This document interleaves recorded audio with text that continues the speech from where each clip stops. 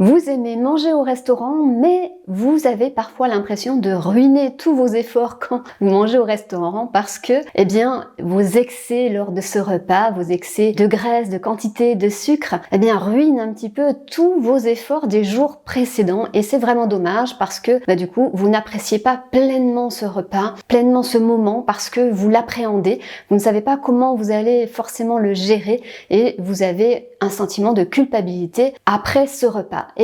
Dans cette vidéo, je vous donne mes meilleurs conseils pour faire en sorte que ce repas au restaurant soit tout simplement un plaisir, sans gros excès, que ça ne ruine pas tous vos efforts de la semaine.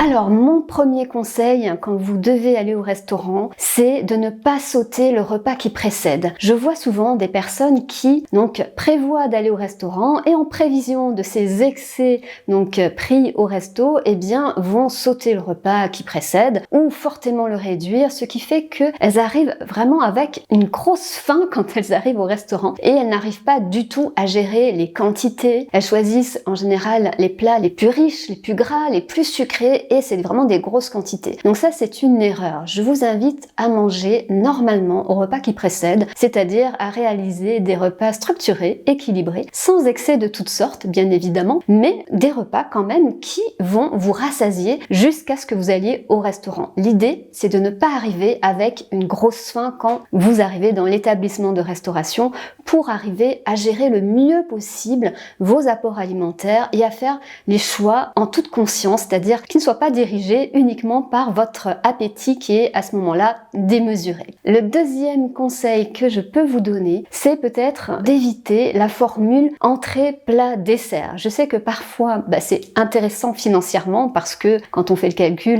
on a quasiment le dessert offert, on va dire, mais quand vous prenez 3 plats, l'entrée, le plat et le dessert, ça fait 3 risques de faire des excès et peut-être aussi que vous n'allez pas vraiment écouter votre appétit, c'est-à-dire que vous n'aurez peut-être plus faim après le plat principal, mais vous allez quand même manger le dessert parce que il va arriver quand même, vous allez le choisir. C'est prévu dans la formule. Donc évitez ce genre de formule. Si vous avez vraiment faim, peut-être choisissez la formule entrée plus plat qui peut être intéressante ou la formule plat dessert si vous êtes un bec sucré. Et puis si vous n'avez pas une grosse faim quand vous arrivez au restaurant, prenez simplement un plat et puis ensuite vous verrez si vous avez encore un petit creux pour le dessert. Donc attention, les formules, c'est peut-être intéressant financièrement, mais ce n'est pas forcément le plus intéressant pour équilibrer votre repas et l'adapter à vos besoins. Le troisième conseil que je peux vous donner, c'est de vous méfier de l'alcool. Souvent, quand on va au restaurant en famille, entre amis, pour fêter un événement,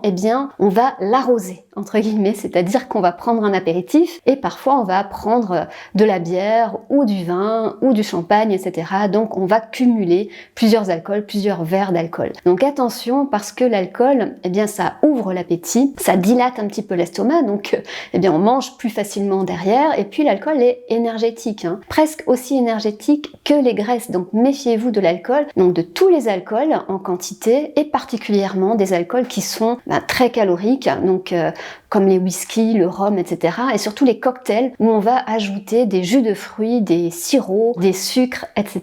Ce que je vous recommande quand vous allez au restaurant, c'est peut-être de prendre un apéritif simple, un verre de vin rouge, un verre de rosé, un verre de champagne, ce genre d'alcool très simple. Et puis, si vraiment vous avez envie de continuer avec un peu d'alcool, de prendre encore un autre verre au cours du repas, donc le même alcool. Si vous avez commencé avec du rosé, vous prenez éventuellement un deuxième verre de rosé et ensuite de l'eau plate ou pétillante. Donc pour éviter les excès, méfiez-vous des boissons. Le corps ne comptabilise pas les calories qui proviennent des boissons de la même façon que les calories qui proviennent de la nourriture. Ça n'a pas le même effet rassasiant. Donc attention à l'alcool. Le quatrième conseil que je peux vous donner, c'est peut-être quand vous commandez un plat à base de viande ou à base de poisson ou même une salade composée, de demander la sauce à part. Vous savez, parfois la viande elle est accompagné d'une sauce béarnaise ou d'une autre sauce, le poisson, une sauce hollandaise, une sauce au beurre blanc. Donc ce sont des sauces qui sont grasses, donc qui sont riches en calories. Pareil pour les salades, elles sont souvent noyées sous la vinaigrette. Donc pour éviter ce genre d'excès donc de graisse, eh bien demandez au serveur qu'on vous apporte la sauce à part, c'est-à-dire dans un petit ramequin tout simplement, et vous allez pouvoir vous-même doser la juste quantité qu'il vous faut, parce qu'en général la sauce au restaurant, eh bien il y en a beaucoup et certainement beaucoup trop. Donc pensez à cette petite astuce, demandez la sauce à part quand vous commandez une viande, un poisson ou une salade composée. Un autre conseil que je peux vous donner, c'est peut-être aussi de laisser le pain de côté, laisser la panière en dehors de votre portée, surtout si votre plat contient déjà un féculent. Si vous mangez du riz, si vous mangez des pâtes, si vous mangez des frites, si vous mangez un burger, tous ces plats, ce sont des féculents tout simplement, donc vous n'avez pas forcément besoin de manger en plus du pain. Donc pensez-y, le pain c'est très bien si votre assiette ne contient que des légumes, s'il n'y a pas de féculents. Un autre conseil que je peux vous donner, c'est d'écouter votre appétit. Souvent au restaurant, on a tendance à finir son assiette parce que on n'est pas chez soi, parce que c'est bon tout simplement, on passe un moment agréable, donc on mange un petit peu par gourmandise. N'oubliez pas que la base pour éviter tout excès, c'est d'écouter votre corps, d'écouter vos sensations de faim et de satiété. Si votre corps vous envoie des signaux de satiété, eh bien arrêtez de manger tout simplement. Et puis vous savez maintenant, c'est tout simple, on peut demander d'emporter le reste de notre assiette, le fameux doggy bag, que vous allez pouvoir emporter chez vous. Donc vous finirez tout simplement le reste de votre assiette à la maison. Ça vous fera un petit reste que vous allez certainement apprécier de manger un peu plus tard quand vous aurez à nouveau faim. Un autre conseil que je peux vous donner, c'est aussi de demander au serveur quand un plat est servi avec uniquement des féculents, quand il y a uniquement du riz ou des frites ou des pâtes, eh bien demandez si c'est possible d'avoir un petit peu de légumes en supplément, c'est-à-dire moitié féculents, moitié légumes. En général, c'est possible, même si c'est juste une salade verte, eh bien c'est déjà très bien. Mais parfois, on a de la ratatouille en complément ou des haricots verts ou une poêlée de poivrons, que sais-je, d'autres légumes de saison. Et ça, je suis certaine que le chef ne vous refusera pas cette demande puisque, au restaurant, le client est roi. Et si vous êtes satisfait, le patron l'est aussi. Donc pensez également à mixer pour établir une assiette équilibrée. Donc il y ait un peu de légumes, un petit peu de féculents et la protéine. Un autre conseil que je peux vous donner, c'est au niveau du dessert. Alors, est-ce que vous avez vraiment faim pour prendre un dessert? Si vous avez juste envie de prendre une petite gourmandise, je vous propose ces options. Prenez éventuellement un thé gourmand ou un café gourmand. Vous savez, c'est ce fameux thé ou café qui est servi avec quelques mignardises. En général, il y en a 4 ou 5. Ce que vous pouvez faire, c'est en garder une ou deux pour vous faire plaisir, parce que on a le droit quand même de se faire plaisir aussi au restaurant, même si on n'a plus vraiment faim. Mais peut-être que les autres gourmandises, vous pouvez tout simplement les proposer aux personnes qui vous accompagnent. Ce que vous pouvez faire également, c'est partager un dessert à deux. Vous pouvez commander une part de tarte, une part de gâteau au chocolat ou un autre dessert que vous allez partager avec une autre convive qui n'a plus très faim également. Pensez aussi aux desserts simples qui sont quand même très sages entre guillemets au niveau calories.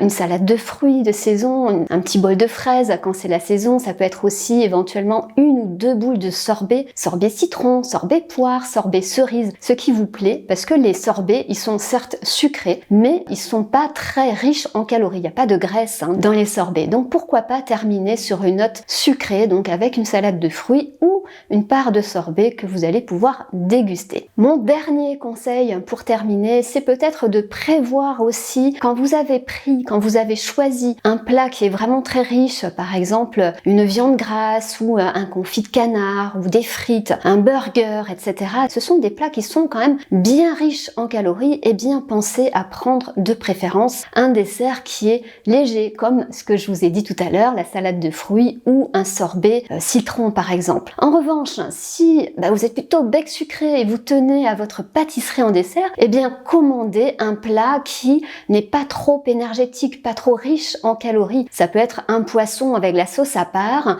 avec des légumes de saison et un petit peu de riz par exemple. Ça fait un plat tout à fait correct au niveau apport énergétique, ce qui vous permet de vous faire plaisir avec un dessert plus gourmand, un dessert pâtissier. Ça peut être des profiteroles, ça peut être un gâteau au chocolat, une tarte aux fruits, etc. Voilà pour ces conseils. Je suis sûre que en les appliquant, vous allez vraiment pouvoir mieux gérer vos repas donc au restaurant et vous faire plaisir sans la culpabilité qui va avec ces petits excès et cette sensation désagréable de gâcher tous vos efforts de la semaine. J'espère que ces conseils vous seront utiles. N'oubliez pas de partager cette vidéo avec vos amis, de la liker. Cela m'encourage pour continuer à tourner de nouvelles vidéos et vous proposer des nouveaux contenus. Et quant à nous, on se retrouve la semaine prochaine pour des nouveaux conseils nutrition, minceur et mieux-être.